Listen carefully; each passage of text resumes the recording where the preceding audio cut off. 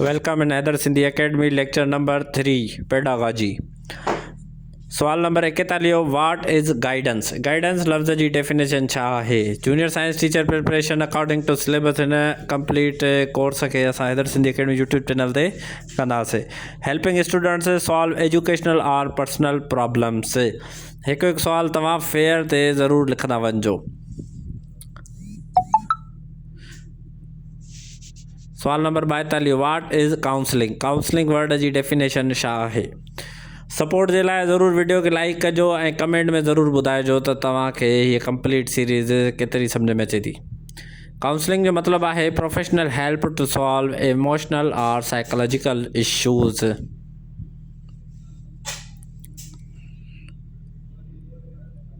सवाल number 43 what is e learning.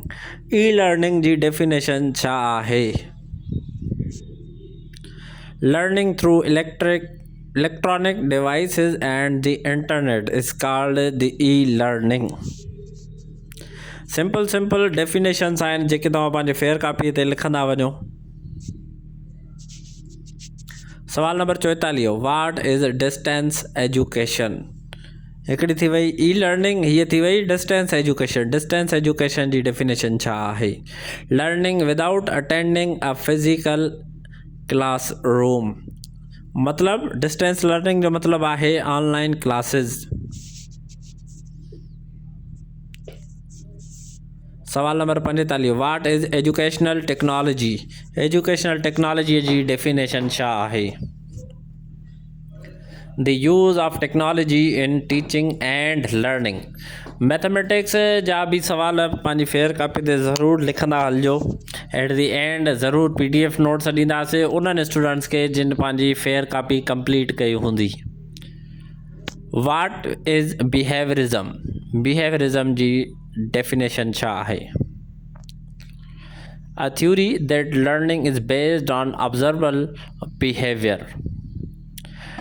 Definition तव्हांखे सम्झ में अचे या न अचे तव्हांखे यादि करणी आहे, रटो ज़रूरु रहणो आहे।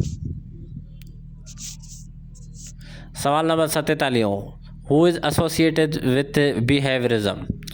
बिहेवियरिज़म सां केरु ॻंढियल आहे। BF स्किनर एजुकेशनिस्ट आहे। कमेंट में पेडागॉजी जी डेफिनेशन ॿुधाइजो।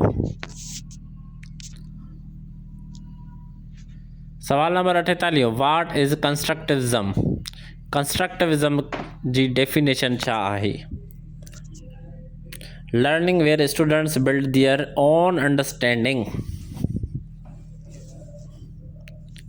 उहा पढ़ाई जेका स्टूडेंट बिल्ड कनि पंहिंजी ज़हनियत सां, अंडरस्टैंडिंग सां।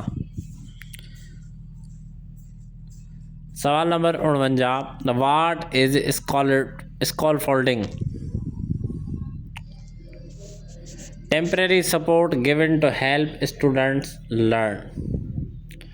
टेम्परेरी सपोर्ट कई वञे स्टूडेंट जी लर्न करण में।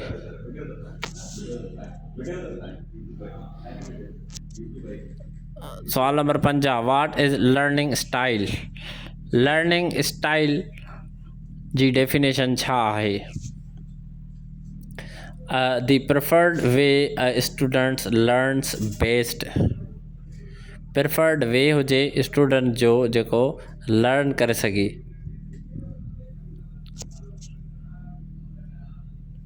सवाल नंबर 51 दी what is observation method. Observation method जी डेफिनेशन छा आहे। Learning by watching and analysing events is called the observation method.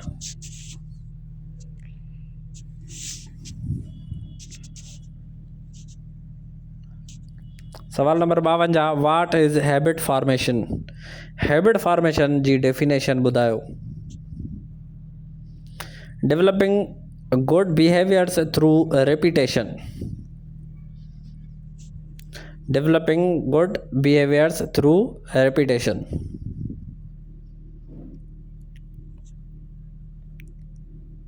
सवाल number 53 what is teacher centred education. ही सिंपल डेफिनेशन्स आहिनि। तव्हां अगरि ॾींहं में 3 भेरा बि इन्हनि खे पढ़ंदो त तव्हांखे यादि थी वेंदियूं।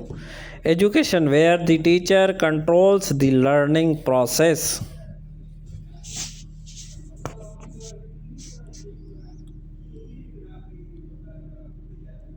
सवाल number 54, what is self learning. Self learning जी डेफिनेशन छा आहे? Learning independently without direct teaching. Definition आहे सेल्फ लर्निंग जी।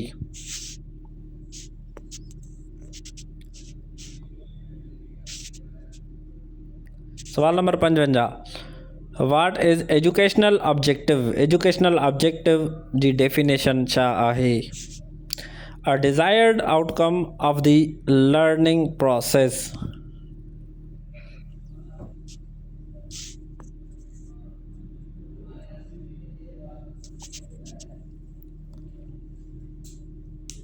सवाल number 56, what is evaluation in education. Evaluation in education जी definition, measuring students achievement and progress. Comment में ज़रूरु ॿुधाइजो त 3 नंबर लेक्चर ताईं तव्हां केतिरा जेके क्वेश्चन्स आहिनि केतिरनि स्टूडेंट्स यादि कया आहिनि। सवाल number 57, what is group work. Group work जी डेफिनेशन छा आहे? Students working together to complete a task is called group work.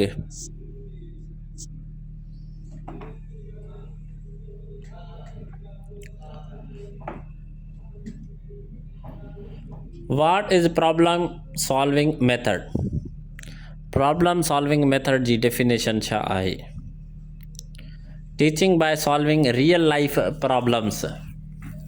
Teaching by solving real life problems is called problem solving method. हर video lecture में असां 20 सवाल complete था कयूं। ही 3 नंबर लेक्चर आहे। अॼु असांजा 60 सवाल कंप्लीट थी वेंदा। What is school environment. School environment जी डेफिनेशन छा आहे? केतिरनि ई स्टूडेंट्स जे फेयर कापियूं कंप्लीट कयूं आहिनि। तव्हां बि फेयर कापी कंप्लीट ज़रूरु कजो। The physical and social conditions of a school is called the school environment. Physical and social. What is moral education. Moral education जी डेफिनेशन छा आहे?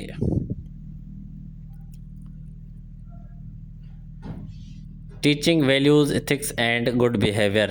कमेंट में पेडागॉजी जी डेफिनेशन ॿुधाइजो।